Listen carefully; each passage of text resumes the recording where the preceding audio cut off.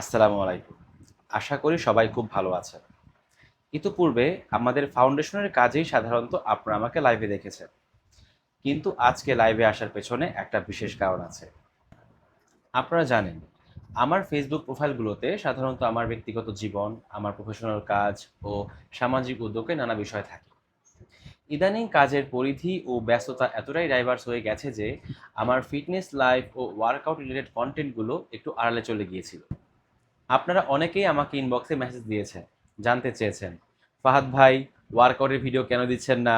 আপনি কি ফিটনেস থেকে কুইট করেছেন নাকি? আপনাদের এই মেসেজগুলো আমাকে সত্যিই অনেক আবেগ আপ্লুত করেছে। আমি আপনাদের পরিষ্কার করে বলতে চাই, আমি ফিটনেস থেকে কুইট করিনি। আর এটা করার কোনো প্রশ্নই আসে না। ফিটনেস আমার প্যাশন।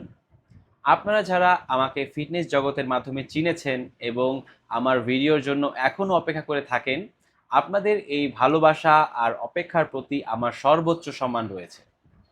আর সেই সম্মান এবং ভালোবাসার জায়গা থেকেই আমি একটি নতুন সিদ্ধান্ত নিয়েছি।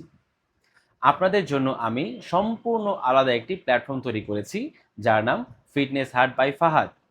এখন থেকে আমার ব্যক্তিগত প্রোফাইলগুলোতে অন্যান্য কাজের আপডেট থাকলেও এই পেজটি হবে শতভাগ ওয়ার্কআউট ফ্রেন্ডলি।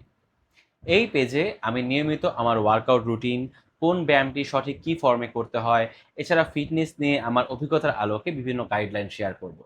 এছাড়া আমার ইউটিউব চ্যানেলে আপনারা এই বিষয়ে অনেক বিস্তারিত ভিডিও পাবেন।